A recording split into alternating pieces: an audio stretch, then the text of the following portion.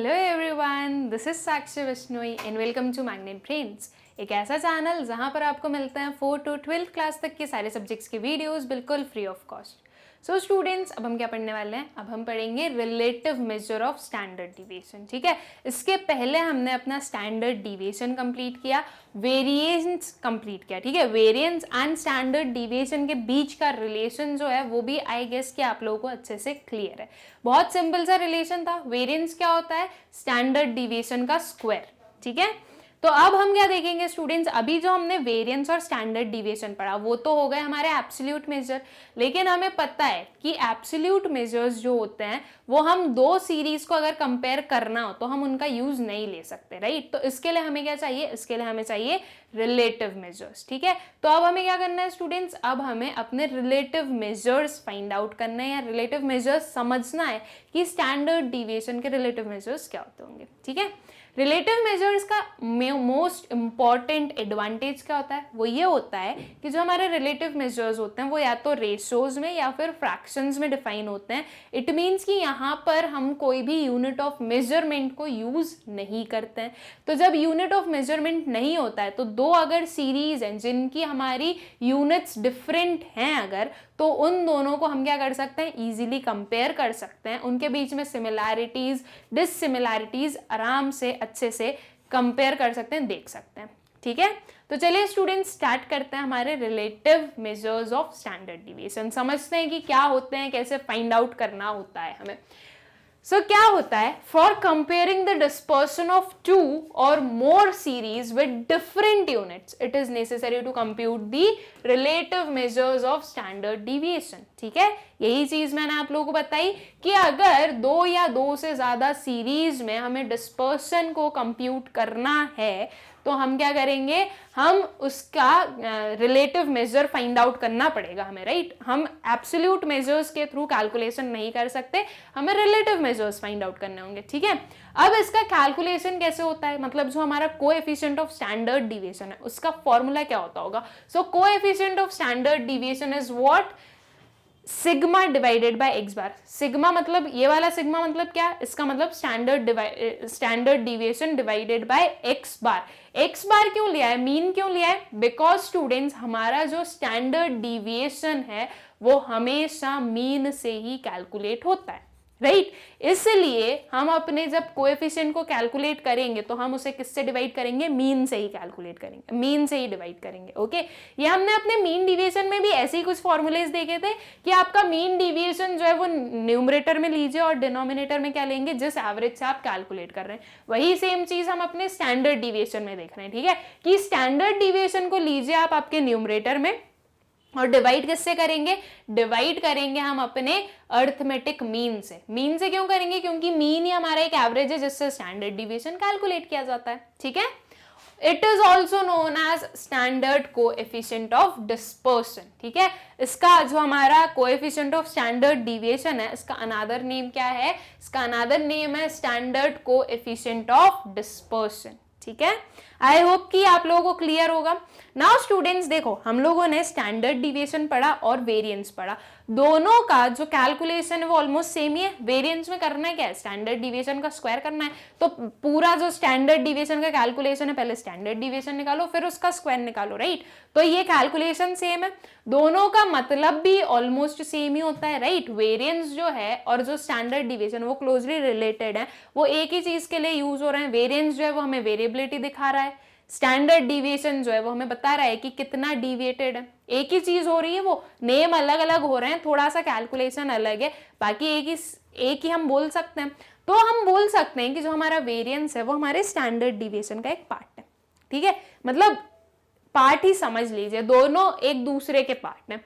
तो अब ये देखा हमने कोएफिशिएंट ऑफ स्टैंडर्ड डिविएशन, अब हम देखेंगे कोएफिशिएंट ऑफ वेरिएंस। ठीक है, जो वेरिएंस था उसका भी कोएफिशिएंट हम किसके अंदर इंक्लूड करना है?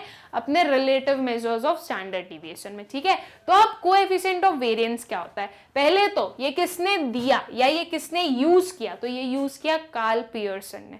ठीक है, ये एक हमारे स्टैटिस्टिशियन है, इन्होंने क्या हमारा कोएफिशिएंट ऑफ वेरिएंस यूज किया है। ठीक है, it is also known as Karl Pearson's coefficient of variation. ये किसने यूज किया है या फर्स्ट टाइम किसने इसे दिया है हमें, तो ये हमें कार्ल पियर्सन ने दिया है। तो इसलिए इसका जो कोएफिशिएंट ऑफ वेरिएंस है, इसका अनदर नेम हम बोल सकते हैं Karl Pearson's coefficient of variation. ठीक है, अब इसे हम कैसे फाइंड आउट करते हैं, तो इसे हम फाइंड आउट करते हैं students sigma divided by x bar multiplied by 100। Okay, sigma it means, ये वाला सिग्मा का मतलब क्या होता है, स्टैंडर्ड डिविएशन।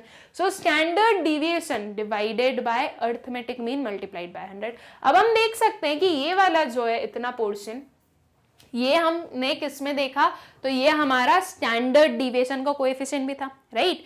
तो हम जब कोएफिशिएंट ऑफ वेरिएंस निकालेंगे तो एक चीज याद रखना, क्या होगा, coefficient of standard deviation multiplied by 100। ठीक है, तो क्या आ जाएगा, तो आपका कोएफिशिएंट ऑफ वेरिएंस आ जाएगा। ठीक है, आई होप स्टूडेंट्स की कोएफिशिएंट ऑफ वेरिएंस और कोएफिशिएंट ऑफ स्टैंडर्ड डिविएशन, ये दोनों आप लोगों को क्लियर होंगे कि आपके क्या फॉर्मूलेज आपको यूज करने हैं। ठीक है, अब कुछ इनके बारे में, हमारा जो कोएफिशिएंट ऑफ वेरिएंस है इसके बारे में थोड़ी कुछ और इन्फॉर्मेशन हम लोग गेन कर लेते हैं, फिर उसके बाद में हम उसके न्यूमेरिकल्स देखते हैं। ठीक है, तो coefficient of variance is used to compare the variability, homogeneity, stability and uniformity of two different statistical series। जो कोएफिशिएंट ऑफ वेरिएंस है स्टूडेंट्स, वो हमें किस चीज में हेल्प करता है, वो हमें हेल्प करता है कि हम दो या दो से ज्यादा सीरीज का कंपैरिजन कर सकें। किस बेसिस पर कंपैरिजन कर सकें, उनकी वेरिएबिलिटी कितने वेरी करती हैं वो एक दूसरे से कोई भी दो सीरीज कितनी डिफर कर रही है ये हम कंपेयर कर सकें, कितनी होमोजीनियस है। अगर आपका जो वेरिएंस है, आपका जो कोएफिशिएंट है वो अगर कम निकल रहा है, राइट, वो मतलब एकदम आसपास का ऐसा कुछ निकल रहा है, तो हम बोल सकते हैं कि होमोजीनियस है, राइट। यहां पर हम देख सकते हैं कि एक हमारी सीरीज है उसमें कम वेरिएबिलिटी है, जो साइड वाली सीरीज है उसमें भी कम वेरिएबिलिटी, दोनों में होमोजेनिटी हम देख सकते हैं, या दोनों की वैल्यूज के बीच में हम डिफरेंस देख सकते हैं कि कितना कितना है, और उस डिफरेंस के थ्रू हम बता सकते हैं कि ये जो हमारे दो सीरीज हैं ये कितनी सिमिलर है एक दूसरे के। ठीक है, स्टेबिलिटी एंड यूनिफॉर्मिटी, कितनी स्टेबल है, स्टेबल किस सेंस में हो जाएगी, स्टेबल हो जाएगी अगर आपका जो कोएफिशिएंट है उसकी वैल्यू कम निकली। ओके, इसका मतलब हम ये बोल सकते हैं कि आपका जो डेटा है वो स्टेबल है। स्टेबल किस सेंस में, बहुत ज्यादा वेरी नहीं कर रहे हैं आपकी एक एक वैल्यूज, वो पास की वैल्यूज हैं, वो एक थोड़ी क्लोजली रिलेटेड वैल्यूज हैं, ये लोग बहुत ज्यादा वेरी नहीं कर रही है, तो थोड़ा स्टेबल डेटा है हमारा, राइट। अगर हमारा जो कोएफिशिएंट है वो बहुत ज्यादा निकल रहा है तो हम ये बोलेंगे कि बिल्कुल भी स्टेबल नहीं है, बिल्कुल भी स्टेबिलिटी नहीं देख सकते हम अपनी पूरी सीरीज में, यहाँ पर बहुत वेरिएशंस हैं। ठीक है, तो ये चीज हम अपने कोएफिशिएंट से फाइंड आउट कर सकते हैं। यूनिफॉर्मिटी, कितनी यूनिफॉर्म है, यूनिफॉर्म इन द सेंस दोनों में कितने सिमिलैरिटीज हैं, यही जो सिमिलैरिटी हुई वही हम यूनिफॉर्मिटी, थोड़ा सा इंटरचेंजेबल हम देख सकते हैं। ठीक है, of two different statistical series. Okay, तो आई होप कि आप लोगों को ये जो पर्टिकुलर हमारा पॉइंट है ये समझ में आ गया होगा। Higher the value of coefficient of variation suggest greater degree of variability and lesser degree of stability, right. ये चीज स्टूडेंट्स हमने अभी जब अपना वेरिएंस पढ़ा था तो उसमें भी समझा था कि जितनी ज्यादा हायर आपकी वैल्यू होगी उतना ज्यादा हम ये मानेंगे कि आपका जो डेटा है वो बहुत ज्यादा स्कैटर्ड है या उसमें बहुत ज्यादा वेरिएशंस हैं। ठीक है, यहां पर स्टेबिलिटी कम है, जितनी ज्यादा हायर आपकी कोएफिशिएंट निकलेगी, जितनी कम कोएफिशिएंट की वैल्यू है उतनी ज्यादा आपका जो डेटा है वो स्टेबल है या होमोजीनियस है, या हम बोल सकते हैं क्या है, उसमें उतनी कम वेरिएबिलिटीज है। ठीक है, जब आपकी जो पूरे डेटा की जो पूरी सीरीज है उसकी वैल्यूज अगर बहुत पास की होंगी, तो मतलब बहुत ही एकदम नियरेस्ट वाली वैल्यूज होंगी, तो वो कम वेरिएबिलिटी ऑब्वियसली दिखेगी उनमें, राइट। और अगर बहुत ज्यादा स्कैटर्ड वैल्यू होगी तो ज्यादा वेरिएबिलिटी दिखेगी, तो आपका जो नंबर आने वाला है, आपकी जो वैल्यू आने वाली है वो डायरेक्टली सिग्निफिकेंट है किससे, आपकी वेरिएबिलिटी और स्टेबिलिटी से। Higher the value of coefficient higher is the variability, और हायर वेरिएबिलिटी है इसका मतलब कि स्टेबिलिटी कम है, राइट। और lesser the value of coefficient of your variation क्या हो जाएगा, lesser is the variability. Variability कम है इसका मतलब कि आपका जो डेटा है वो कैसा है, वो है स्टेबल। ओके, तो ये क्या है, आपका कोएफिशिएंट ऑफ वेरिएंस हुआ। एंड आई होप स्टूडेंट्स की ये तीनों पॉइंट्स आप लोगों को अच्छे से क्लियर है।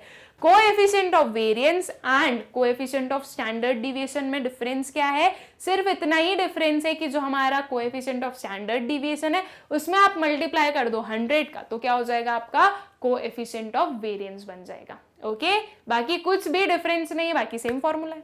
ओके, आई होप कि आप लोगों को क्लियर है। और जो हमारा कोएफिशिएंट ऑफ स्टैंडर्ड डिविएशन और कोएफिशिएंट ऑफ वेरिएंस है, ये दोनों क्या है? ये हमारे relative measures of standard deviation. ठीक है, अब स्टूडेंट्स कुछ क्वेश्चंस देखते हैं। ओके, कुछ 2-3 क्वेश्चंस देख लेते हैं जिसके थ्रू हमें ये जो कंसेप्ट है वो अच्छे से क्लियर हो जाएगा। क्या गिवन है हमारे पास में? Find out which batsman is more consistent in his performance.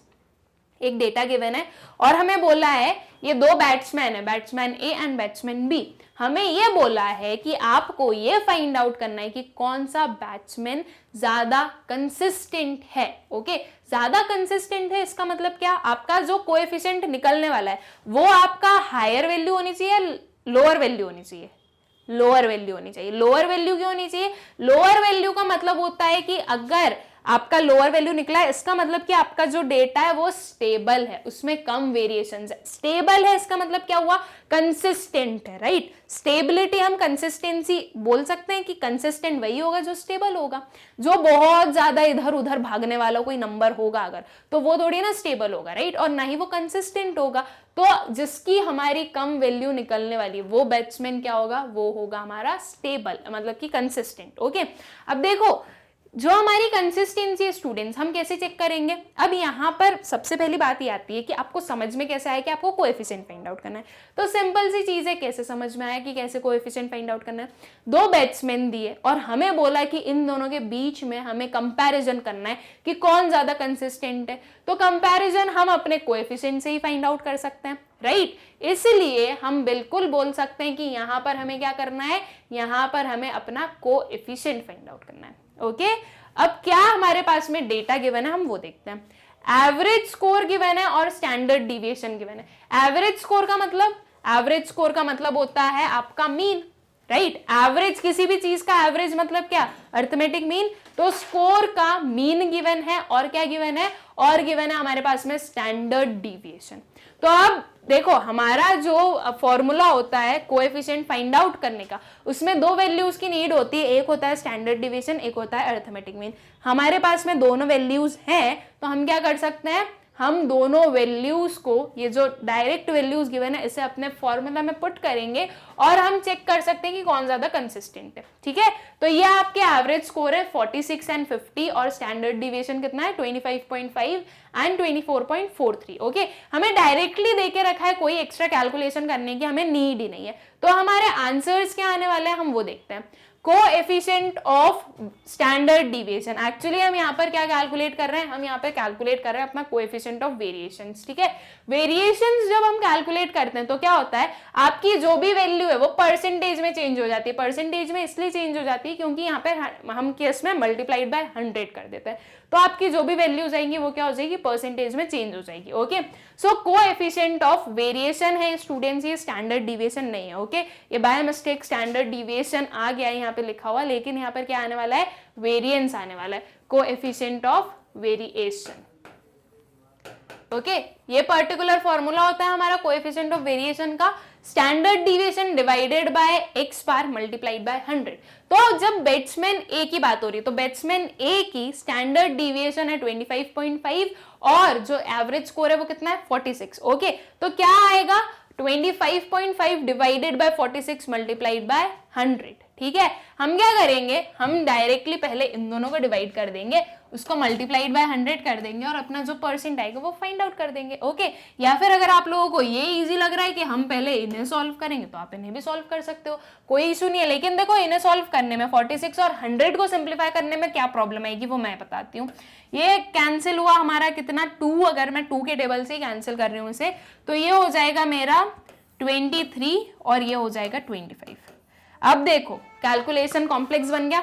अब 25 इंटू 5 मल्टीप्लाइड बाय 25 करो, इसकी जगह पे अगर मैं 25 इंटू 5 मल्टीप्लाइड बाय 100 करती तो इजी होता, राइट? और फिर उसको डिवाइड करो 23 से, ये भी काफी टफ हो गया। तो इससे अच्छा क्या है, इस 100 को 100 रहने दो, इसे सॉल्व कर लो और उसे मल्टीप्लाई कर दो 100 से, तो आ जाएगा आपका क्या? बैट्समैन ए का कोएफिशिएंट ऑफ वेरिएंस कितना आया, ये आया हमारा 55.43%। ठीक है, 55.43% हमारा क्या आ गया, बैट्समैन ए की जो हमारी कोएफिशिएंट है वो। अब बैट्समैन बी की क्या कोएफिशिएंट निकलने वाली वो फाइंड आउट करते हैं। तो ये भी हमने क्या कैलकुलेट किया है, यहां पर भी हमने coefficient of variation find out किया है। ओके, अब कोएफिशिएंट ऑफ वेरिएशन क्या होता है, standard deviation divided bye arithmetic mean multiplied by 100। Standard deviation कितना है हमारे बैट्समैन बी का और मीन कितना है, तो स्टैंडर्ड डिविएशन है 24.43 एंड जो मीन है वो कितना है, वो है 50। ओके, तो हम क्या करेंगे, 24.43 divided by 50 multiplied by 100। Okay, अब ये काम कर सकते हैं हम, ये 0 0 कैंसिल हो जाएगा। अब 0 0 कैंसिल करने में कोई भी हमने कॉम्प्लेक्स नहीं बनाया है, इसके कैलकुलेशन को हमने इजी ही बनाया। अब डायरेक्टली हमें क्या करना है, इस 24.43 को डिवाइड करना है किससे, 5 से। इन दोनों को डिवाइड करेंगे और उसको मल्टीप्लाई कर देंगे 10 से। तो आंसर कितना आया, आंसर आया आपका 48.86%। ये क्या हुआ, ये हुआ आपका बैट्समैन बी का कोएफिशिएंट ऑफ वेरिएशन। अब हमें बताना क्या है, हमें बताना है कि कौन सा बैट्समैन ज्यादा कंसिस्टेंट है। कैसे बताएंगे, सिंपल सी चीज है, जहां पर जो हमारा कोएफिशिएंट जब कम है, ओके, जिस भी पर्टिकुलर बैट्समैन का कोएफिशिएंट कम है वो क्या हो जाएगा, वो ज्यादा कंसिस्टेंट हो जाएगा, क्योंकि lesser is the value of coefficient, more is the stability, right, या फिर हम बोल दें more is the consistency and higher the value of variation less is the consistency. तो जिसकी भी वैल्यू हाई होगी वो कम कंसिस्टेंट है, जिसकी वैल्यू कम होगी वो ज्यादा कंसिस्टेंट है। ये दो वैल्यूज हैं, कौन सा नंबर छोटा है, तो हमारा 48.86 जो है वो छोटा नंबर है, राइट। तो अब हम क्या करेंगे, ये जो 48.86 वाला है दैट मींस बैट्समैन बी जो है वो क्या हो गया, वो हो गया मोर कंसिस्टेंट।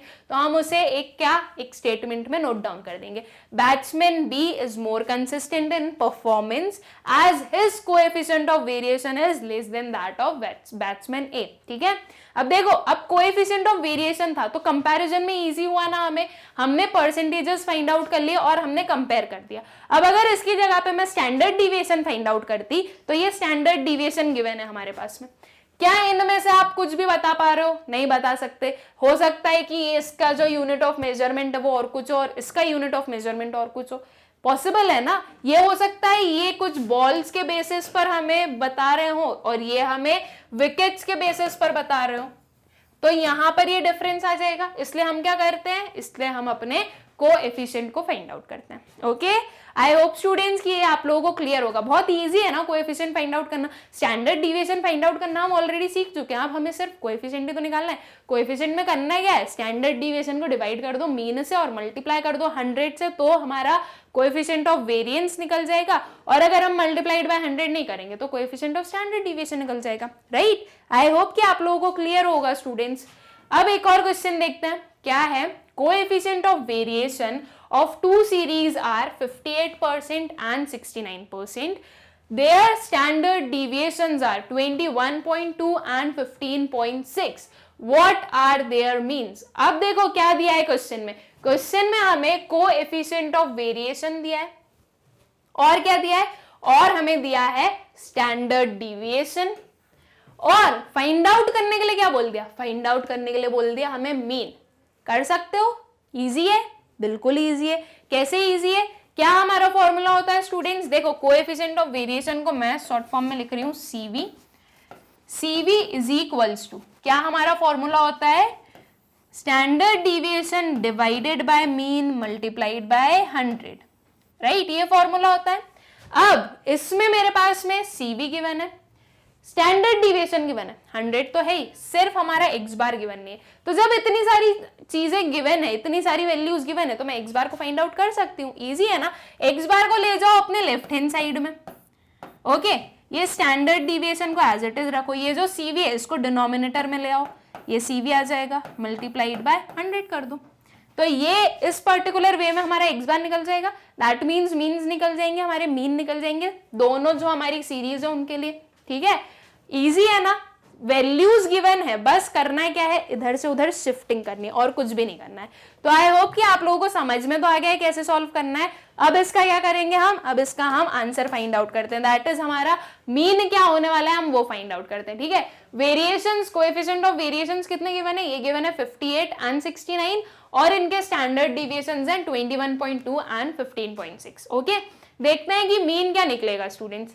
तो हमारी ये पर्टिकुलर चीज तो हमने समझ ली, ठीक है, यहां तक हम समझ चुके हैं। अब हमें क्या करना है, मीन ऑफ फर्स्ट सीरीज, एक जो फर्स्ट वाली सीरीज है, मतलब कि जिसका हमारा कोएफिशिएंट है 58% एंड जो स्टैंडर्ड डिवीजन है वो कितना है 21.2%। ठीक है, इसका हम मीन फाइंड आउट करते हैं। तो इसमें हमारा जो स्टैंडर्ड डिवीजन है उसकी जगह पर हमने क्या लिखा 21.2, सीवी की जगह पे क्या लिखा 58। अब यहाँ पे परसेंट मत लगाना वापस, ठीक है, ये हमें परसेंट वर्सेंट नहीं लेना है, जो एब्सोल्यूट वैल्यूज है वो लेनी है। ये हमने लिया 58, इसका मल्टीप्लीकेशन किससे किया 100 से। ओके, क्या करना है स्टूडेंट, सबसे पहले इसको सॉल्व कर देना। ठीक है, 2 के टेबल से ये पहले तो थोड़ा सिंप्लीफाई हो सकता है, तो हम इसको सिंप्लीफाई कर देंगे, फिर जब तक सिंप्लीफाई हो रहा है तब तक कर दो, फिर नहीं होगा तब तो हमें करना ही है डायरेक्ट डिवाइड। तो ये क्या हो जाएगा, ये हो जाएगा हमारा 29 और ये हो जाएगा 106, राइट। अब ये शायद अब ये सिंप्लीफाई नहीं हो सकता बिकॉज 29 नहीं, ये प्राइम नंबर है और ये नहीं हो पाएगा। तो अब हमें क्या करना पड़ेगा, अब आपको डायरेक्ट ये जो 10.6 है उसको डिवाइड कर दो 29 से। ओके, आंसर आ रहा है उसको मल्टीप्लाई कर दो 100 से। कितना आंसर आ गया, आंसर आ गया आपका 36.55। ये जो 36.55 है ये क्या हुआ, ये हुआ आपका mean of the first series. First series का मीन कितना निकल गया 36.55। ठीक है, अब फर्स्ट सीरीज का निकल गया, अब आपको क्या करना है सेकेंड सीरीज का निकालना है। तो अब हम अपना mean of the second series find out करते हैं। ये सेकेंड सीरीज है, ओके, वो फर्स्ट वापस रिपीट हो गया लेकिन वो सेकेंड आएगी। सेकेंड सीरीज में स्टूडेंट्स हमारा जो स्टैंडर्ड डिविएशन है और जो हमारा कोएफिशिएंट ऑफ वेरिएशंस है वो कितना है, कोएफिशिएंट ऑफ वेरिएशंस है हमारा 69% एंड स्टैंडर्ड डिविएशन कितना है 15.6। ओके, तो ये दोनों वैल्यूज को पुट करो। तो यहां पर थोड़ी सी मिस्टेक हो गई, I am so sorry for this. एक तो ये होगा पहले तो हमारा मीन ऑफ सेकेंड सीरीज, उसके बाद में यहां पर ये नहीं आएगा, क्या आएगा 51 नहीं आएगा, वो होगा हमारा 15.6 divided by 69 multiplied by 100। Okay, ये पर्टिकुलर आएगा हमारा। तो अब देखो 15.6 एंड 69, 15.6 का मतलब ये समझ लो कि कितना है, ये हमारा 156। ठीक है, सो 156 और 69 सिंप्लीफाई हो सकते हैं क्या, बिल्कुल हो सकते हैं। 3 के टेबल से सिंप्लीफाई कर दो इसे, ये हो जाएगा हमारा 23 और ये हो जाएगा हमारा 5.2। अब ये और सिंप्लीफाई नहीं हो सकता बिकॉज जो 23 है वो हमारा क्या बन गया, वो है हमारा प्राइम नंबर। ओके, सो अब हमें इसे डिवाइड ही करना पड़ेगा। तो जब आप इसे डिवाइड करोगे स्टूडेंट्स तो आपका जो आंसर आएगा वो कितना आएगा, वो आएगा 22.61। डिवाइड करके मल्टीप्लाइड बाय 100 करने पर आपका आंसर कितना आ जाएगा 22.61। ठीक है, आई होप कि आप लोगों को क्लियर होगा कि कैसे हमने अपने कोएफिशिएंट ऑफ वेरिएशन से और स्टैंडर्ड डिविएशन से अपना मीन फाइंड आउट कर लिया। ठीक है, आई होप क्लियर है। बस क्या किया हम लोगों ने, अपनी जो इक्वेशन है उसमें शिफ्टिंग की और हमारा मीन निकल गया। और यहां पर इस पर ध्यान मत दीजिएगा, पहले तो ये हमारा मीन ऑफ सेकेंड सीरीज, उसके बाद में ये कैलकुलेशन है और उससे आंसर कितना है 22.61। ओके, आई होप स्टूडेंट्स की ये पर्टिकुलर क्वेश्चन आप लोगों को क्लियर है। ठीक, अब देखते हैं हमारा नेक्स्ट क्वेश्चन। नेक्स्ट क्वेश्चन देखते हैं students, calculate the standard deviations if coefficient of variation is 23.21, number of items is 110 and mean is 21। क्या फाइंड आउट करना है हमें फाइंड आउट करना है स्टैंडर्ड डिविएशन। क्या क्या वैल्यूज गिवन है अब ये देखते हैं। ठीक है, गिवन क्या क्या है, तो गिवन है हमारे पास में coefficient of variation, then number of items and mean, ये 3 वैल्यूज हमारे पास में गिवन है। तो अब स्टैंडर्ड डिविएशन को हम कैसे कैलकुलेट कर सकते हैं with the help of coefficient of variation, possible है क्या, यस ऑफ कोर्स है ना। इसका जो फॉर्मूला है उसके थ्रू हम अपना स्टैंडर्ड डिविएशन निकाल सकते हैं। निकाल के देखें क्या आंसर आने वाला है, मतलब किस फॉर्म में हम करने वाले हैं। क्या होता है स्टूडेंट्स हमारे कोएफिशिएंट ऑफ वेरिएशन का formula, CV is equals to standard deviation divided by x bar that is mean multiplied by 100, right. अब इस फॉर्मूले में क्या क्या वैल्यूज हैं हमारे पास में, CV गिवन है, ये कितना है, ये है हमारा 23.21, x बार दैट इज जो मीन है वो कितना है, वो है हमारा 21, राइट। ये वैल्यू है, ये वैल्यू है 100 है, सिर्फ एक ही वैल्यू नहीं है, कौन सी वैल्यू नहीं है, तो ये हमारी स्टैंडर्ड डिविएशन वाली वैल्यू नहीं। तो स्टैंडर्ड डिविएशन हम फाइंड आउट कर सकते हैं, इन वैल्यूज को पुट करके स्टैंडर्ड डिविएशन आराम से निकल सकता है, राइट। अब देखो यहाँ पर हमारे पास में एक और इंफॉर्मेशन गिवन है, क्या है वो, नंबर ऑफ आइटम्स इज 110।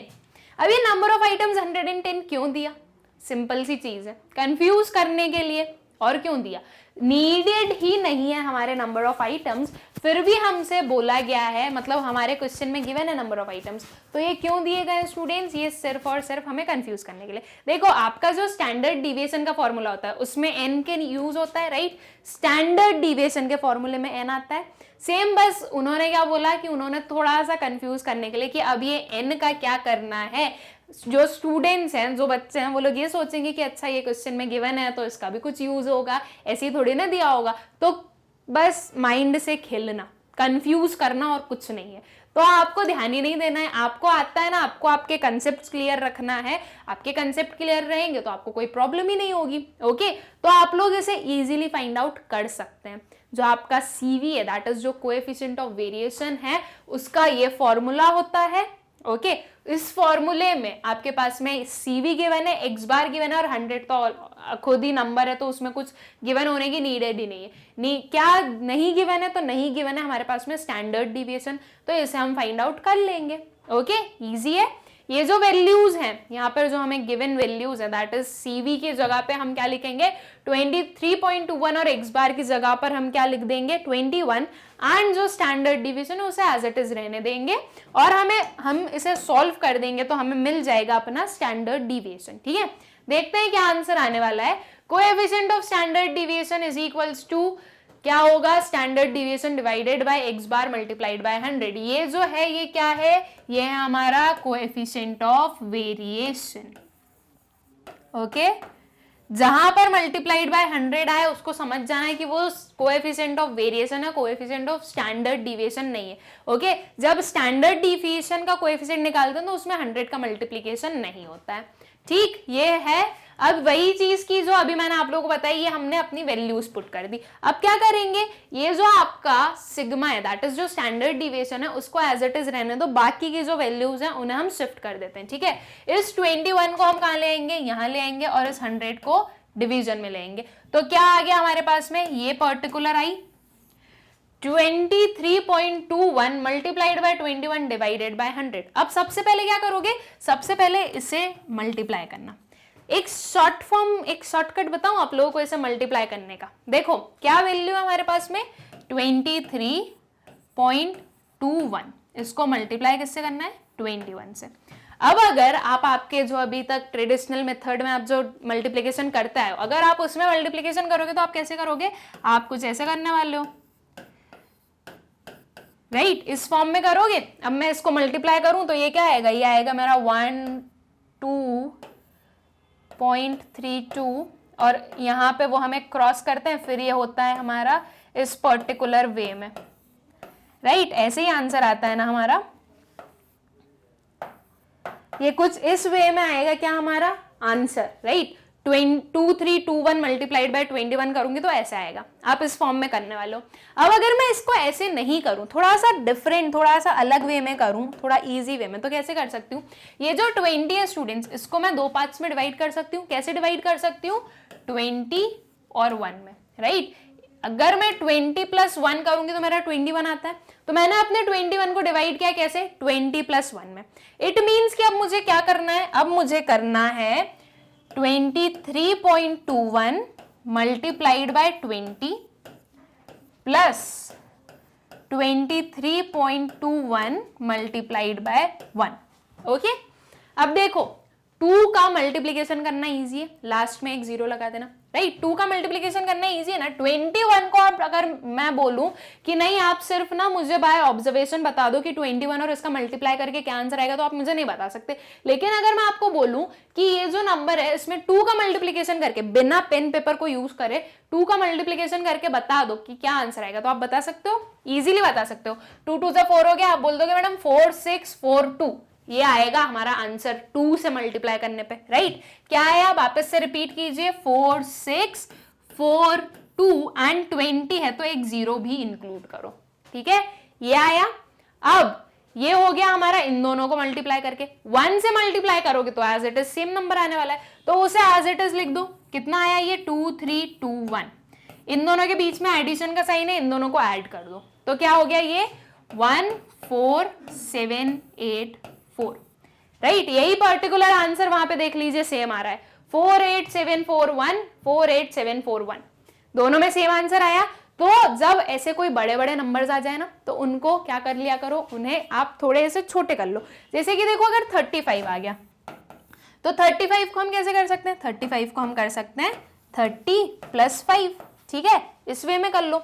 अगर आपके पास में 37 आया है तो आप 37 को आप 2 फॉर्म्स में स्प्लिट कर सकते हो। कैसे, फर्स्ट फॉर्म होगा आपका 40 - 3, अगर 40 ले रहे हो तो ध्यान रखना माइनस का साइन लेना है, प्लस का मत लेना, नहीं तो आंसर गलत हो जाएगा, बोलोगे मैम ने गलत सिखा दिया हमें, ठीक है, माइनस का साइन लेना। अगर आप इसको प्लस में लेना चाहते हो तो आप इसको कैसे लोगे, इसको लोगे आप 37 30 + 7, ठीक है, इस फॉर्म में।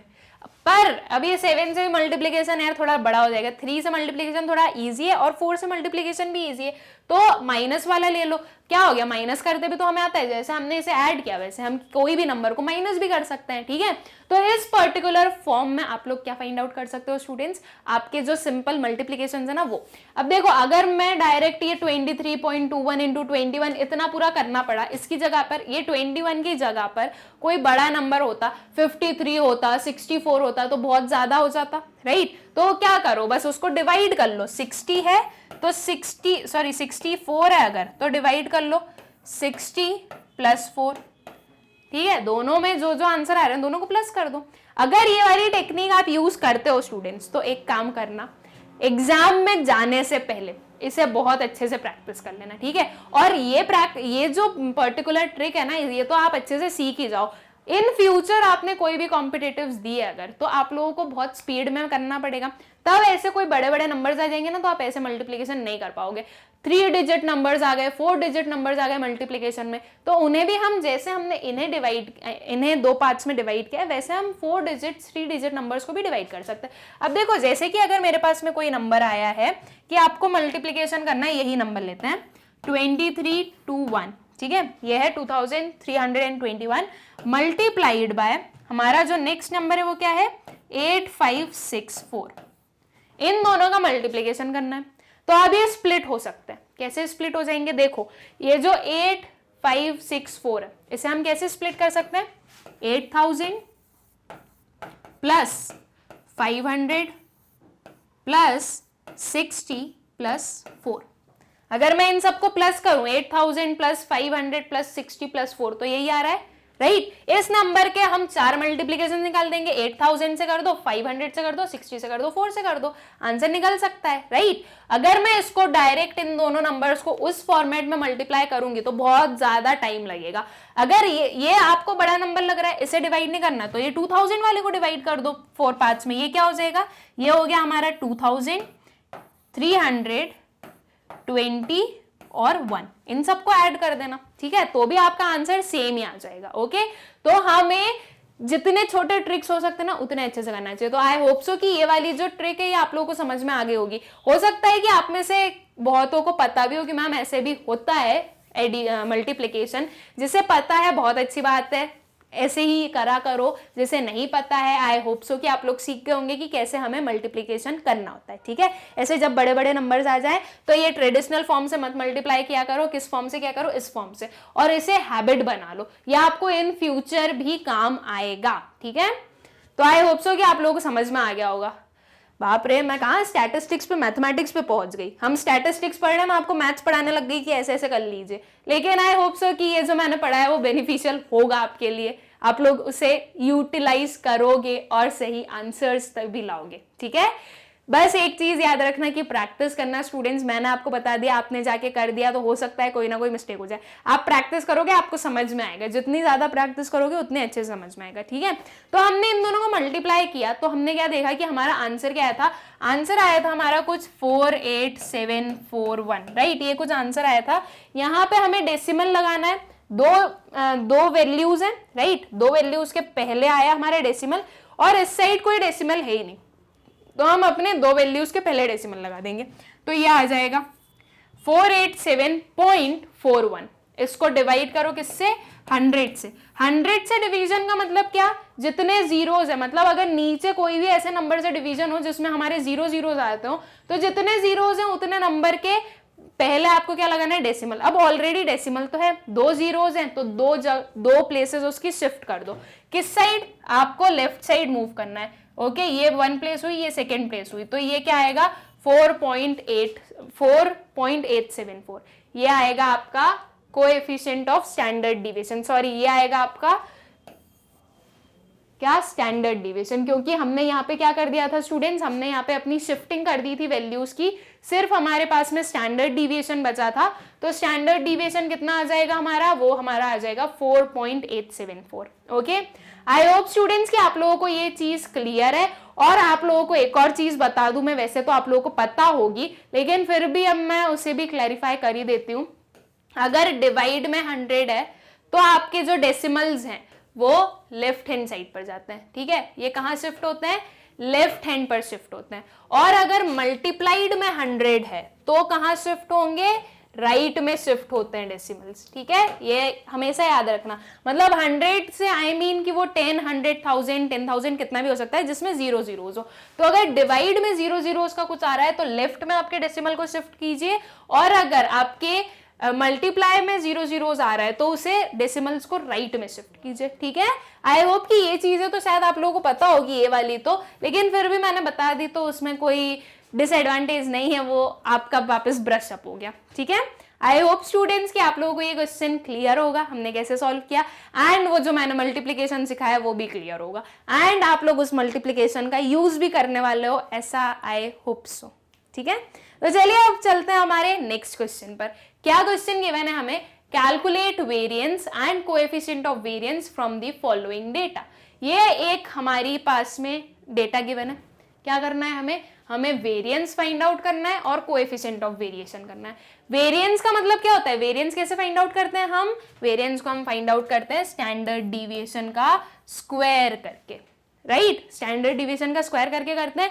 इट मींस कि इस डेटा का पहले हमें क्या फाइंड आउट करना पड़ेगा, स्टैंडर्ड डिविएशन, फिर उसके बाद में हम उसका कोएफिशिएंट फाइंड आउट करेंगे। ठीक है, अब स्टैंडर्ड डिविएशन फाइंड आउट करना तो हमें आता है, हमने बहुत अच्छे से सीख लिया है, हम अब उसमें प्रो हो चुके हैं, राइट। स्टैंडर्ड डिविएशन को कैसे कैलकुलेट करते हैं हम अच्छे से सीख चुके हैं। तो अब हम क्या करेंगे, पहले अपना स्टैंडर्ड डिविएशन फाइंड आउट करेंगे, फिर अपना वेरिएंस, स्टैंडर्ड डिविएशन का स्क्वायर करके वेरिएंस मिलता है, तो पहले स्टैंडर्ड डिविएशन कर लेते हैं, फिर उसका वेरिएंस निकाल लेंगे और फिर कोएफिशिएंट ऑफ वेरिएशन निकाल लेंगे। ठीक है, तो ये जो वैल्यूज हैं वो हमारी x हो गई, फ्रीक्वेंसी क्या हो गई हमारी f हो गई। ये हमारी एक डिस्क्रीट सीरीज का क्या है, डिस्क्रीट सीरीज का एग्जाम्पल है। ओके, तो अब पहले हम ये देख लेते हैं कि हम कौन सा पर्टिकुलर फॉर्मूला यूज कर रहे हैं। तो हम यूज कर रहे हैं स्टूडेंट्स हमारे एक्चुअल मीन मेथड का फॉर्मूला। ठीक है, क्या फॉर्मूला यूज कर रहे हैं, sigma is equals to under root sigma x square divided by n. ये जो एक्स है ये कौन सा है, स्मॉल एक्स है। इट मींस ये जो एक्स है स्मॉल एक्स, उसका मतलब क्या है कि ये हमारा डिविएशन है फ्रॉम एक्चुअल मीन। ठीक है, तो हम यहाँ पर एक्चुअल मीन मेथड यूज कर रहे हैं। एक्चुअल मीन मेथड के लिए सबसे पहले नीडेड है कि हम अपना एक्चुअल मीन फाइंड आउट कर लें। ठीक है, एक्चुअल मीन दैट इज जो हमारा मीन होता है उसका फॉर्मूला क्या होता है, sigma f x divided by sigma F. तो पहले मीन फाइंड आउट कर रहे हैं तो पहले रिक्वायरमेंट है कि हमारे पास में सिग्मा एफ एक्स होना चाहिए और सिग्मा एफ होना चाहिए। सिग्मा एफ तो कैसे मिलेगा, ये जो आपकी फ्रीक्वेंसीज है इन्हें आप ऐड कर दो तो आपको सिग्मा एफ मिलेगा। तो जब आपने इन सबको ऐड किया तो क्या वैल्यू आई 15, ये क्या हुआ, ये हुआ आपका सिग्मा एफ। ठीक है, ये दोनों जो वैल्यूज, ये दोनों जो कॉलम्स हैं ऑलरेडी हमारे पास में क्वेश्चन में गिवन थे।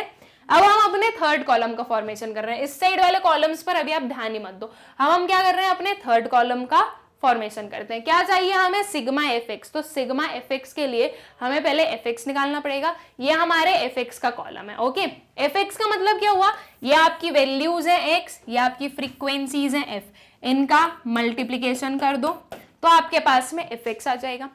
2 इंटू 4 कितना हुआ, 8। 6 इंटू 8 कितना हुआ, 48। 10 इंटू 2 कितना हुआ, 20। 14 इंटू 1 कितना हुआ, 14। तो ये क्या आ गए, ये आ गए हमारे एफ एक्स। चाहिए क्या हमें, हमें चाहिए sigma f x. Sigma f x का मतलब ये जो सारी वैल्यूज हैं इनका सम, ठीक है। तो सिग्मा एफ एक्स चाहिए, इन सबको ऐड कीजिए, इन सबको ऐड करने पर हमारे पास में वैल्यू आई 90। ये हुआ हमारा सिग्मा एफ एक्स, ठीक है। अब देखो सिग्मा एफ एक्स मिल गया 90, सिग्मा एफ मिल गया 15। क्या करना है, दोनों को डिवाइड करना है। तो क्या मिलेगा, तो हमें मिलेगा हमारा एक्स बार, ठीक है। तो देखते हैं कि एक्स बार दैट इज जो हमारा मीन है वो कितना आएगा। क्या करें, क्या करा हमने, 19 एंड 15 को लिखा, दोनों को डिवाइड किया तो आंसर कितना आया, 6। अब फॉर दोज जैसे 15 का टेबल नहीं आता, वो क्या करेंगे, वो अब इसे थोड़ा सॉल्व करेंगे। कैसे सॉल्व करेंगे, इसे सिंप्लीफाई कर दीजिए। सिंप्लीफाई कर दीजिए 5 के टेबल से या फिर 3 के टेबल से। चलो मैं 3 के टेबल से अगर कर दूं तो ये क्या हो गया, 3 5 से 15 एंड 3 30 is 90, राइट। ये 5 एंड 30 कैंसिल हुए, कितना हुआ, 6। तो आपका जो एक्स बार आया वो कितना आ गया, 6 आ गया। स्टूडेंट्स मैंने आप लोगों को 1-2 लेक्चर पहले ये बोला था कि आप लोगों को क्या याद होने चाहिए, टेबल्स याद होने चाहिए। टिल व्हाट, एटलीस्ट 20 तक तो याद होने ही चाहिए। एटलीस्ट बोला था, मतलब कि इतने टेबल्स तो आप लोगों को आने चाहिए, और ये टेबल्स एक्चुअली में आप लोगों को याद कर लेने चाहिए स्टूडेंट्स, और ये राइट टाइम है आप लोगों को उसे याद करने के लिए, ठीक है। देखो फिर आप 12th में चले जाओगे, 12th में आप बिजी हो जाओगे, 12th में आप बोलोगे मैम अभी तो हमारे पास में पढ़ने के लिए इतना है, बोर्ड्स हैं, अच्छे परसेंटेज लाने हैं, तभी तो हमें कोई सी अच्छी सी कॉलेज मिलेगी, राइट। तो इसके लिए हमें अच्छे परसेंटेजेस लाने हैं, तो अभी आप कहाँ टेबल याद करवाने बैठ रहे हो। तो इसलिए अभी एट प्रेजेंट 11th स्टैंडर्ड में ही टेबल्स को याद कर लीजिए। आप 12th में एडमिशन लो, इसके पहले आपको टेबल्स याद हो जाने चाहिए, ठीक है। एटलीस्ट 20 तक बोला है मैंने, मतलब कि मैक्सिमम तो आप उसको 30-40 तक ले जाओ तो बहुत ही अच्छी बात है, लेकिन एटलीस्ट कम से कम 20 तक तो कीजिए, ठीक है। अब देखो 15 का टेबल नहीं आता था इसलिए हमें इतना डिवाइड करना पड़ा। 15 का टेबल आता होता तो डायरेक्ट बोलते 15 6 90 होता है, बात खत्म। कहाँ 1-2 कैलकुलेशन एक्स्ट्रा करनी पड़ी हमें, राइट। तो ये फायदा होता है ना कि कोई कुछ भी अगर हमें आ रहा है तो, इसलिए आप लोगों को याद करना जरूरी है। एक्स बार निकल गया 6। अब हम वापस आते हैं हमारे क्वेश्चन पर, हमारे स्टैटिस्टिक्स पर वापस आ जाते हैं। आप बोल दोगे मैडम आप मैथ्स के टीचर मत बनो, आप तो स्टैटिस्टिक्स पढ़ा दो, राइट। तो चलो स्टैटिस्टिक्स पे वापस आते हैं। अब हमें क्या फाइंड आउट करना है, अब हमें डिविएशंस फाइंड आउट करना है फ्रॉम एक्चुअल मीन। तो इससे हम डिविएशंस को कैसे डिनोट करते हैं, स्मॉल एक्स से, ठीक है। जो हमारा कैपिटल एक्स होता है वो तो हमारी वैल्यूज के लिए होता है, डिविएशंस के लिए हम लेंगे small x. Okay, so small x is equals to x minus x bar. X minus x bar का मतलब क्या, ये जो आपकी एक एक वैल्यू है इसमें से क्या माइनस करना है, इसमें से आपको माइनस करना है आपका अर्थमेटिक मीन। अर्थमेटिक मीन जो कि एक्स बार कितना कैलकुलेट किया हमने अभी, वो था हमारा 6। ओके, तो मतलब कि एक एक वैल्यू में से 6 माइनस करना है हमें। एंड स्टैंडर्ड डिविएशन में हमें क्या पता है कि हमें अपने नेगेटिव साइंस को इग्नोर नहीं करना होता है, ठीक है। तो 2 माइनस 6 कितना आ जाएगा, -4। 6 माइनस 6 कितना होगा, 0। 10 माइनस 6 कितना होगा, +4। एंड 14 माइनस 6 कितना होगा, +8। ये क्या आ गए, ये आ गए हमारे deviations from your arithmetic mean. अब स्टूडेंट्स जो हमारा फॉर्मूला होता है स्टैंडर्ड डिविएशन का, वो क्या होता है, वो होता है √σx² डिवाइडेड बाय n। ये डिस्क्रीट सीरीज है तो यहाँ पे एफ भी इंक्लूड कर दो, क्या हो जाएगा, sigma fx² divided by n, right. ये पर्टिकुलर फॉर्मूला होगा हमारा fx²। x कौन सा, स्मॉल वाला x, दैट मीन्स डिविएशंस वाला। तो fx² के लिए पहले x का स्क्वायर कर दीजिए। ये जो आपकी सारी वैल्यूज है इनका हमें क्या करना है, इनका हमें स्क्वायर फाइंड आउट करना है, ठीक है। सो -4 इंटू -4 क्या वैल्यू आई, 16। 0 इंटू 0 0, 4 इंटू 4 16, 8 इंटू 8 64। ये क्या हुए, ये हुए हमारे x²।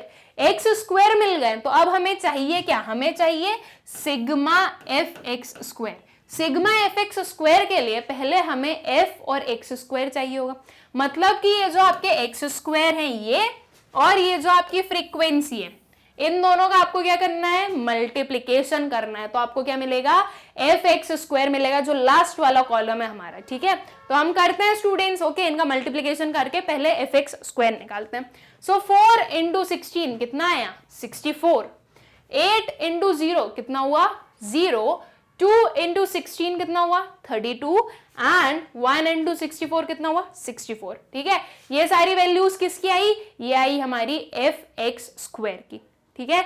हमें चाहिए सिग्मा एफ एक्स स्क्वायर, तो अब हम क्या करेंगे, इन सारी वैल्यूज को ऐड करेंगे तो सिग्मा एफ एक्स स्क्वायर मिल जाएगा, ओके।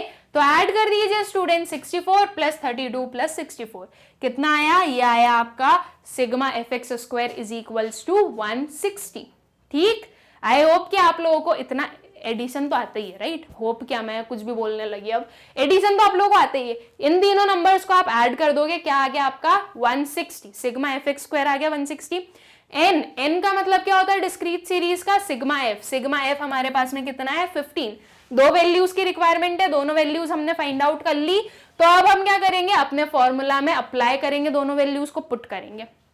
ये हमारा फॉर्मूला होता है किसका, स्टैंडर्ड डिविएशन का, ठीक है। क्या होता है, under root sigma x square, sigma f x square आएगा स्टूडेंट्स, यहाँ पे ये डिस्क्रीट सीरीज है, ठीक है। तो यहाँ पर एफ एक्स स्क्वायर आएगा, sigma f x square divided by n. Sigma f x square हमने कितना फाइंड आउट किया, 160 डिवाइडेड बाय 15। अब एक चीज देखो, हमें फाइंड आउट क्या करना है, आपका अल्टीमेट मोटिव क्या है, स्टैंडर्ड डिविएशन को फाइंड आउट करना है या वेरिएंस को फाइंड आउट करना। तो क्वेश्चन में हमें वेरिएंस फाइंड आउट करने के लिए बोला है, स्टैंडर्ड डिविएशन की नहीं बोला है। तो हमें स्टैंडर्ड डिविएशन फाइंड आउट करने की कोई जरूरत नहीं है, हमें क्या करना है, वेरिएंस फाइंड आउट करना है। तो एक काम कीजिए, इसको पहले आप स्क्वायर रूट निकाल रहे हो, फिर इसका स्क्वायर निकाल रहे हो, तो इससे अच्छा है इसको स्क्वायर कर दो, ठीक है। तो क्या हो जाएगा, ये 2 और ये जो स्क्वायर रूट है ये कैंसिल हो जाएंगे, राइट। ये स्क्वायर और स्क्वायर रूट कैंसिल हो जाएंगे, बचेगा क्या, 160 डिवाइडेड बाय 15, राइट। यही बचेगा हमारे पास में। तो हम इसको डायरेक्ट डिवाइड कर दें, ना कि इतना करें कि पहले 160 और 15 को डिवाइड कर रहे हैं, उनका स्क्वायर रूट निकाल रहे हैं, फिर अल्टीमेटली वापस उसका स्क्वायर निकाल रहे हैं। तो आपके पास में ये आंसर आएगा। अब ये आंसर तो मुझे इसको डिवाइड करके भी मिल जाएगा, पहले ये जहां तक सिंप्लीफाई हो रहा है उसको सिंप्लीफाई कर दो, उसके बाद में डायरेक्ट डिवाइड तो करना ही पड़ेगा। तो ये अपने किसके 5 के टेबल से सिंप्लीफाई होगा। This would be 5 3s are 15 and 5 3s are 15 and 2s are 10, right. ये हो गया 32, ये कितना हो गया 3। 32 और 3 कंप्लीटली डिविजिबल तो है नहीं, तो अब क्या होगा, अब इनको डिवाइड करना पड़ेगा। इनको डिवाइड करो, डेसिमल में आंसर आएगा, क्या आएगा 10.66। 10.66 क्या हो गया, ये हो गया आपका वेरिएंस, ओके।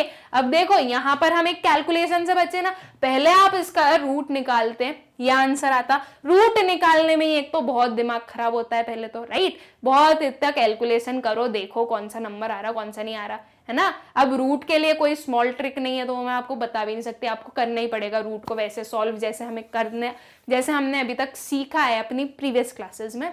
तो पहले रूट को सॉल्व कीजिए, उसके बाद में क्या करोगे आप, उसके बाद में ये आंसर आया, अब इसका स्क्वायर निकालो। इससे अच्छा है ना यार कि जब हमें स्क्वायर ही निकालना है तो हम रूट को ही कैंसिल आउट कर देते हैं, राइट। ये रूट कैंसिल हो गई, डायरेक्ट इसको डिवाइड करो, आंसर यही आएगा आपका 10.66, ओके।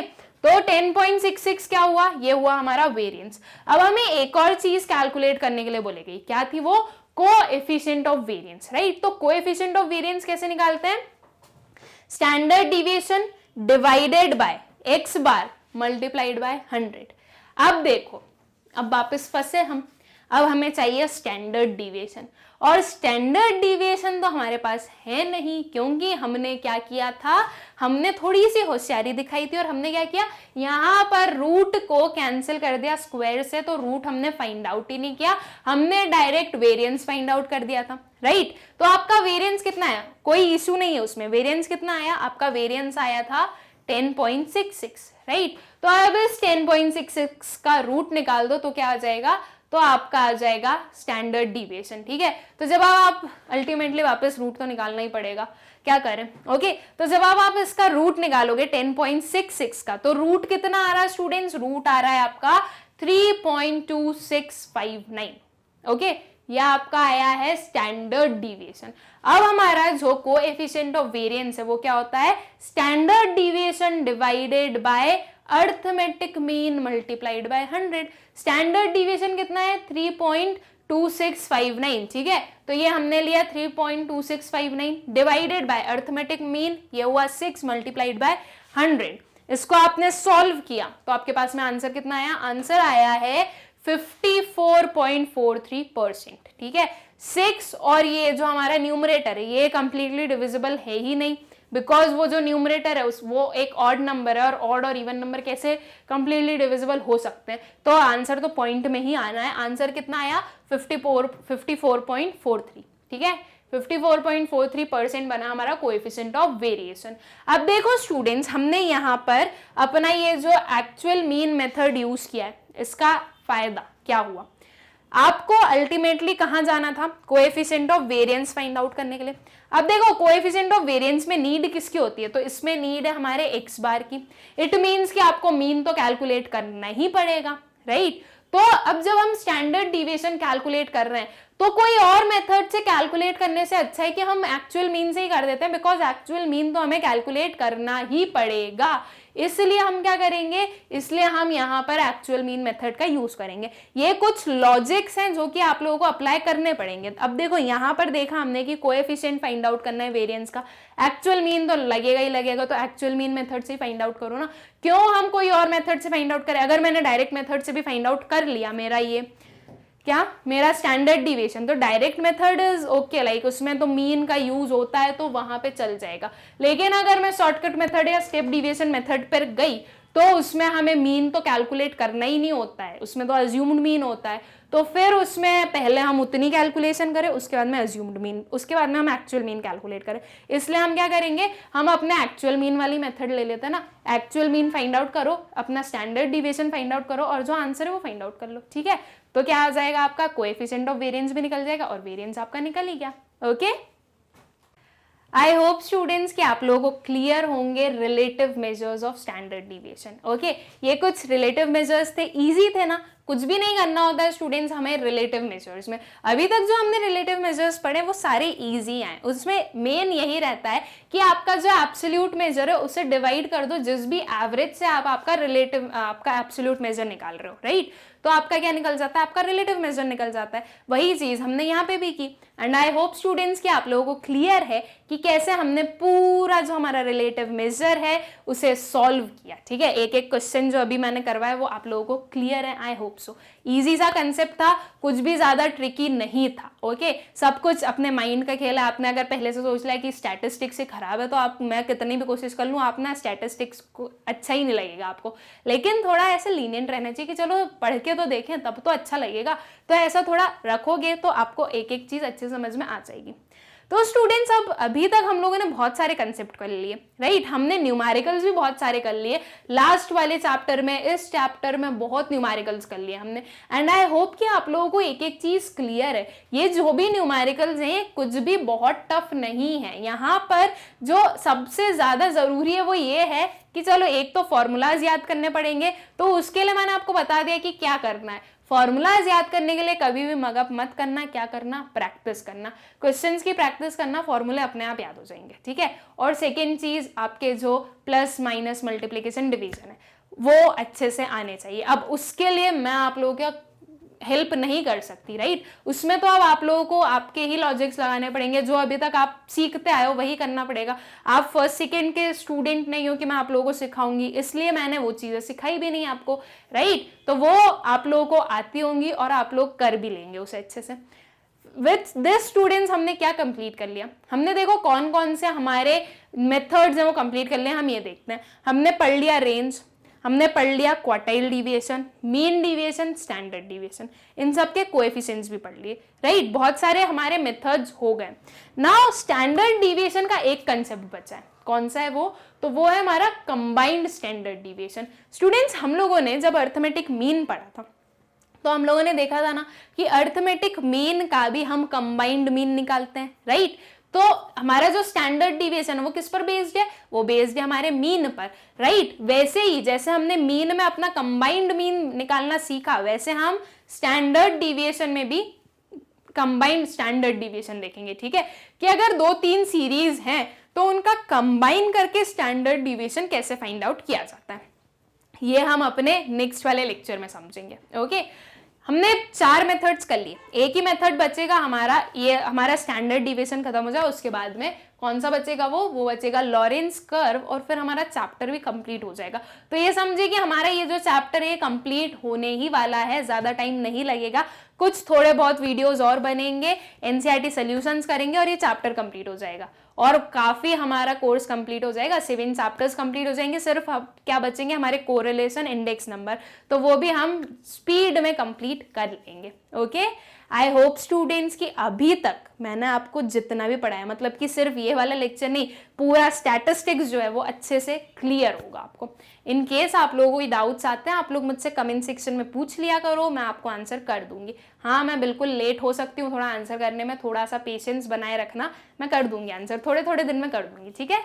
अब आप लोगों को पता है ना कि इस वीडियो की नोट्स के लिंक कहाँ मिलते हैं, हर बार तो बताती हूँ मैं, अब बार बार थोड़ी ना बताना पड़ेगा, पता है ना कहाँ मिलेंगे, लिंक में मिलेंगे, राइट। डिस्क्रिप्शन में आप लोगों को लिंक मिलेगी, वहां जाकर आप क्लिक करो, आपको नोट्स भी मिल जाएंगे, ठीक है।